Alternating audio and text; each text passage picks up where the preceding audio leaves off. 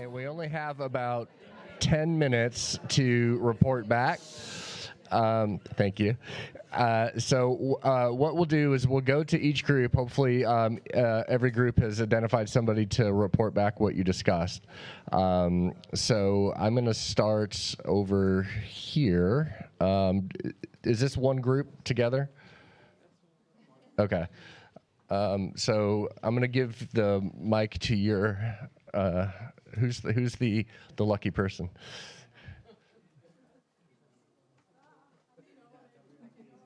I feel like a lot of energy is focused on you right now. Oh, that's very collaborative.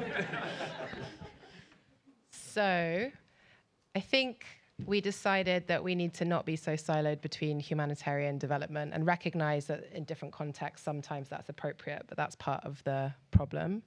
And we reflected also on different types of MHPSS interventions and also recognized that the siloing of acute and kind of protracted and the kind of differences also can be unhelpful because actually often from the outset, interventions are needed. And if we're like, oh, we've got to focus only on basic needs and then we miss out opportunities to support people in an acute situation, then we're not thinking about the kind of long-term impacts that we can have as well. And then we talked a lot about implementation science and lessons learned about how we talked about the challenges of sustainability and when you're building a therapeutic workforce in different capacities, whatever it is that you're trying to do, what happens when you know it disappears because people leave jobs, move on, and that's a lot to do with the funding, climate, and the way that we're set up to work.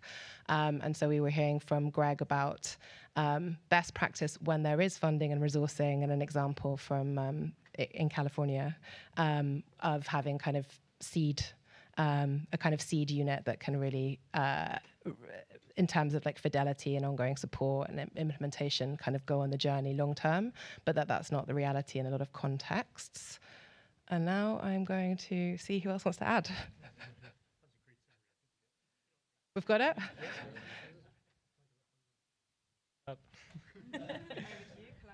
No, just a quick thing about funding that was mentioned, that a lot of the problem comes from the systems of funding and the rules that they impose and sort of the restrictions that they have, and that sometimes the conversations and the change needs to be from there.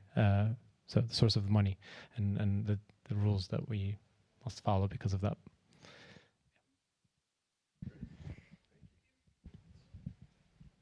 I'm gonna, because I know who this reporter is, so I'm gonna give this to you. Thank you. I'm Megan Taylor. I'm a PhD student at Boston College. That's how Tom knows me. Our group talked, and we had kind of 4 main themes emerge.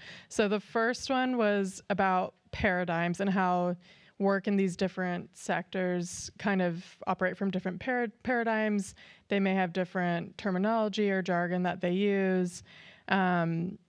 Development might be a little more focused on specific disciplines, et cetera. And then the second one was the focus. So what are we focusing on when we do work under the different umbrellas? And so, for example, there was a conversation about attributing distress only to past events, whereas distress, especially in like forced migration settings, has to do with the past, but also with the present and like extending into the future as well. So where are we placing our focus?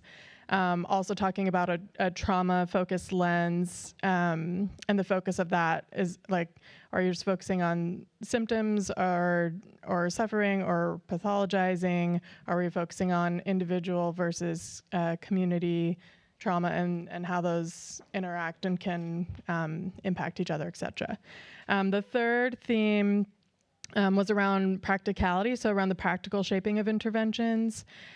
We discussed how humanitarian endeavors are often operating in a short time frame, so maybe have less of a long-term perspective, and practically speaking, potentially less specialized, and then development tends to have a little bit more of a longer-term lens that they applied to their interventions in a practical way. And then the fourth theme that emerged was mindset, which I believe was also mentioned in Dr. Toll's presentation, talking about how sometimes we are focused on the more acute emerging problem, but that oftentimes Native populations are suffering in a similar way to forcibly displaced folks, and how we can attend to both at the same time. And then also this mindset of mental health and just recognizing that that's not always conceptualized or discussed in the same way in different contexts and locations. Okay, let's go to our other group. Who is the reporter for William?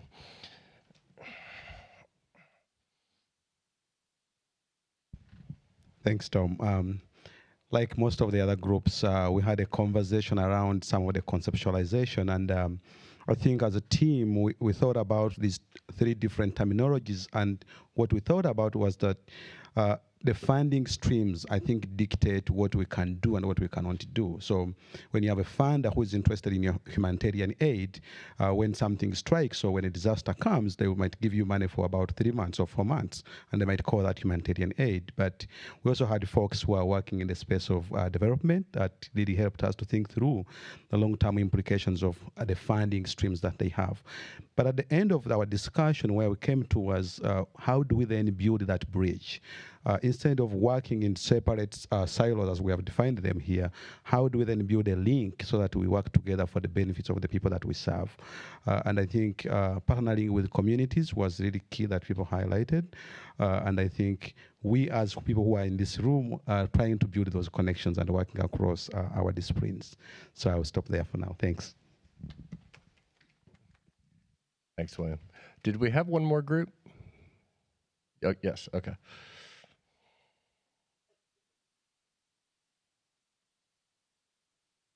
My name is Liam Elul, and I work for the Center for Victims of Torture. I'm a clinical advisor.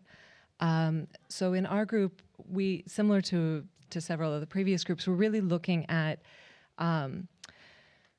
the separations, kind of artificial separations through terminology, through the way that different fields of study are oriented, and then through the kind of timescales that are dictated by funding and by donors. So outcomes, when you're in a humanitarian setting, like the focus on outcomes, we don't have time to think about process. We don't have time to like delve deeper, which you get a little more space with in the development and the peacebuilding side. And so thinking about in these, like building across these partnerships and building across, building a common terminology, building a common conceptualization, and how that would be helpful.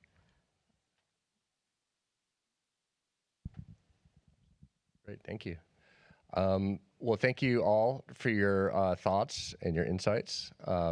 Rachel, I think I'll hand it to you at this point. Thanks, everybody. So lunchtime. There's lunch outside. We'll come back at 2:45, so that gives you a good hour for more discussions. And I won't be reading any more bios out. You'll be very happy. So please study the bios over lunch if you want. I'll just be introducing people by their titles. So enjoy your lunch, enjoy the conversations, and we'll see you back here at 2:45. Yeah. Thank you.